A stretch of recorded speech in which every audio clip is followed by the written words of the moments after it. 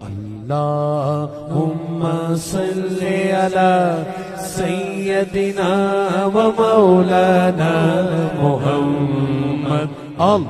1400 اصحاب کے ساتھ حضور عمرے کے لیے تشریف لاتے ہیں. کفار مکہ کھڑے ہو گئے کہ ہم عمرہ نہیں کرنے دیں گے، لڑائی ہوگی.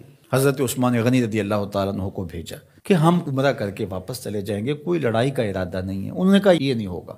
عثمان آپ آئے ہو تو طواف بیت اللہ کرنا چاہو تو کر سکتے ہو. کہا نہیں، یہ تو نہیں ہو سکتا کہ حضور کے بغیر میں طواف کروں. خیر صلح حدیبیہ کا موقع آیا تو عروہ بن مسعود کی قیادت میں قریش مکہ نے مذاکرات کیے حضور علیہ السلام سے، تو ایک صلح نامہ طے پا گیا. اس کی شرائط میں سے ایک شرط یہ تھی کہ مکے سے اگر کوئی شخص بھاگ کر کے مدینہ المنورہ جائے تو اہل مدینہ اس کو پناہ نہیں دے سکیں گے. وہ ہمارا بگوڑا شخص ہوگا تو اس کو پناہ نہیں دے سکیں گے. اور اگر کوئی شخص مدینہ المنورہ سے مکہ واپس آنا چاہے تو اہل مکہ اس کو پناہ دینے کے مجاز ہوں گے.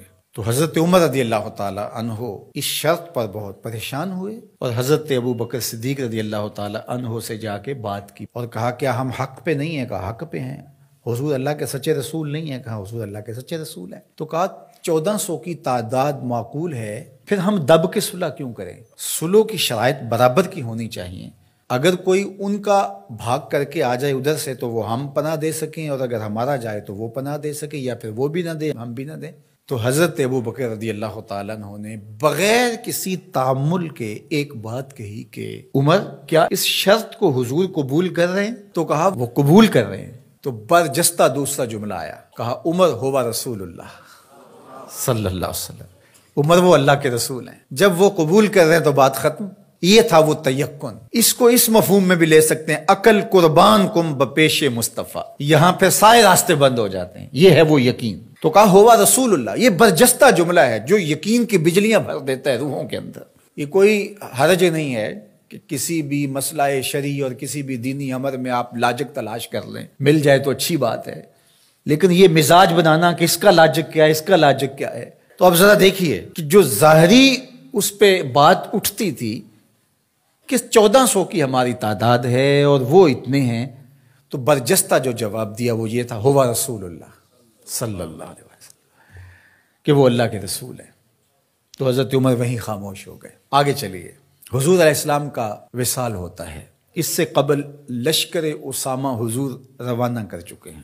17-18 سال عمر تھی تو ان کی قیادت کے اندر حضور نے ایک لشکر تیار کیا. تو یہ لشکر ابھی جرف کے مقام پہ پہنچا تھا کہ حضور کا وصال ہو گیا. خبر پہنچ گئی تو اب حضرت اسامہ کیسے بڑھ سکتے تھے، واپس آ گئے. تو تدفین کے بعد حضرت سیدنا ابو بکر صدیق رضی اللہ تعالی عنہ جو کہ خلیفہ بنا دیے گئے تھے، انہوں نے جو حکم جاری کیا وہ یہ تھا کہ اسامہ بن زید اپنے ہدف پہ دوبارہ روانہ ہوں. تو صحابہ نے کہا کہ بڑے بڑے جنگی ماہرین اس لشکر کے ساتھ ہیں، تو پیچھے سے اگر حملہ ہو گیا تو یہ نقصان کا سبب اور ذریعہ بن سکتا ہے. لہٰذا حکمت یہ ہے کہ اس لشکر کو ابھی کچھ دیر کے لیے روک لیا جائے. تو میں نے یقین کی بات سیدنا صدیق اکبر کے حوالے سے آپ کے سامنے رکھنا شروع کی ہے.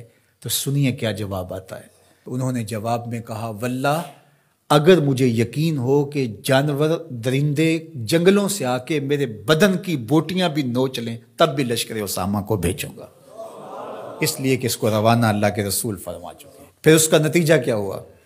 جو قبائل پر تول رہے تھے حضور کے وصال کی وجہ سے، جن کے کچھ حوصلے بڑے تھے، انہوں نے سوچا ان کا کتنا سسٹم مضبوط ہے کہ یہ ان حالات کے اندر بھی لشکر کو روانہ کرنے کی پوزیشن میں ہے. اور جدھر لشکر گیا انہیں یہ خبر پہلے پہنچ گئی کہ حضور علیہ السلام کا وصال ہو گیا، لیکن انہوں نے سوچا کہ ان حالات کے اندر بھی لشکر حملہ آور ہو رہا ہے ہمارے اوپر، تو اس کا مطلب ہے یہ کتنے مضبوط ہو گئے ہوئے ہیں. تو لشکر بھی کامیاب اور بامراد مظفر ہو کر کے واپس پلٹا، اور کسی کو مدینہ المنورہ کی طرف میلی آنکھ سے نظر اٹھا کے دیکھنے کی ہمت بھی نہ پڑی. یہ سیدنا صدیق اکبر رضی اللہ تعالی عنہ کے یقین کا، اعتماد کا، بھروسے کا، اور حضور علیہ الصلوۃ والسلام کی ذات پر ان کا جو اذعان و یقین تھا اس کا نتیجہ تھا. تو یقین کی کائنات کا اگر کسی نے شہنشاہ دیکھنا ہے تو وہ ابو بکر صدیق رضی اللہ تعالی عنہ کو دیکھے.